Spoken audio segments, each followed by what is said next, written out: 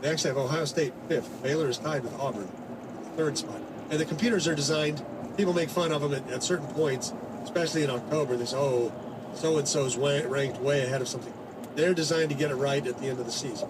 Now, we're close to the end of the season, but most teams have a couple games to go. If you give me the computer ranking and you give me a bunch of coaches picking it, because coaches, you know how they're going to vote? They're going to go, oh, Ohio State's undefeated. Ohio State is somebody I've thought about for 40 years. Baylor's undefeated. Well, I haven't really seen them. That must be kind of a fluke. That's how coaches don't study film. They study the film of their opponents. They don't. If you're not playing in the Big 12, you haven't seen Baylor other than the highlights. And the same goes for Ohio State. But if the computers tell me something, I'm going with the computers. Baylor's got 2 big problems. And those problems are TCU and West Virginia.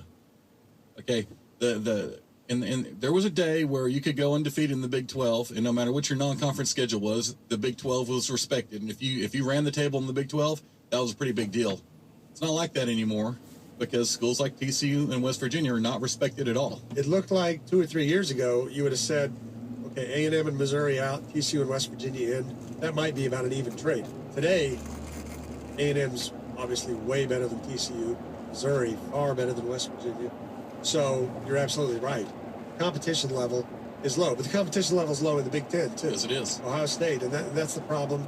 And this won't really, not all the problems go away next year when there's 4 teams, but it minimizes it compared to this year, because the only reason it's up for discussion this year really is if something happens to Alabama or Florida State, and that's the only way the national championship game this year is going to be anything other than Alabama.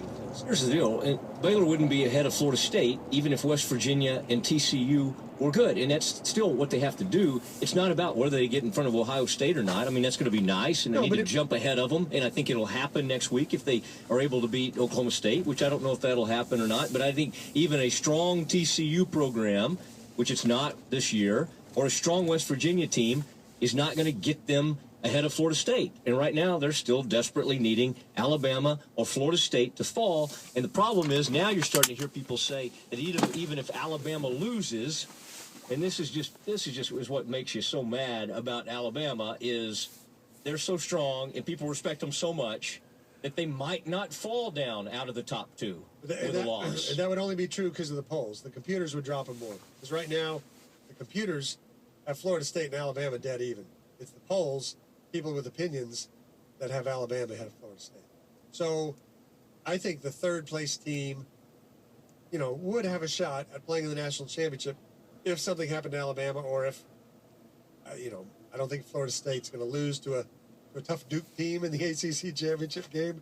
But, who knows? At least you'd have that hanging out there. My point is, if you've got all these computers that basically know what they're doing, they give you better votes than these coaches do, and that these allegedly unbiased people do. The only thing I would tap my brakes on a little bit is that if you look into some of these computer models, which I have, you can barely operate the internet. I do have to have people come kind of surf for me to find certain things, but there are some of the most ridiculous. They use like 6 to 8 models or something, and there are a couple of these things that'll spit out some team that has no business, like a Buffalo, like a Northern Illinois. So that's mostly early in the year. You trust these things, and there are at least 2 of these computers that are spitting out just like idiotic stuff. Or like Alabama's 8 or Alabama's 9 or something like that. They're not doing that at this point. They do that earlier in the year. I'm telling you, you look at that, and I'll do that.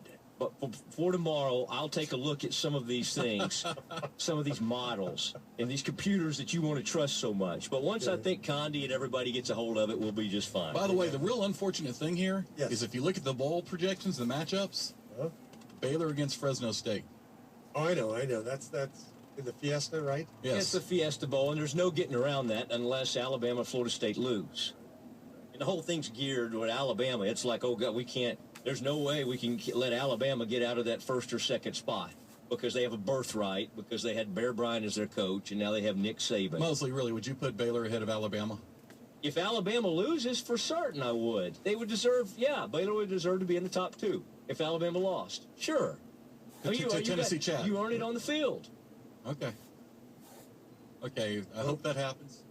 I hope somehow we can have a You Baylor think Baylor's Alabama schedule matchup. is so bad? Alabama's mixing in some stuff too in their schedule, and I know their conference schedule is tougher, but I mean they're playing some patsies as well. What if Alabama loses the SEC championship game to a Missouri team, which has not lost in regulation this year?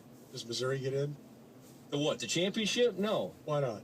no, because they haven't earned it. They would have beat Alabama. Well, that's fine. That's fine. A lot of A&M good showed up. The bottom line is Alabama. I mean, I don't even want to get into it, but A&M exposed them. If A&M had any kind of defense at all, they would have won that game. And Mark Schneider is going to pay for it with his job.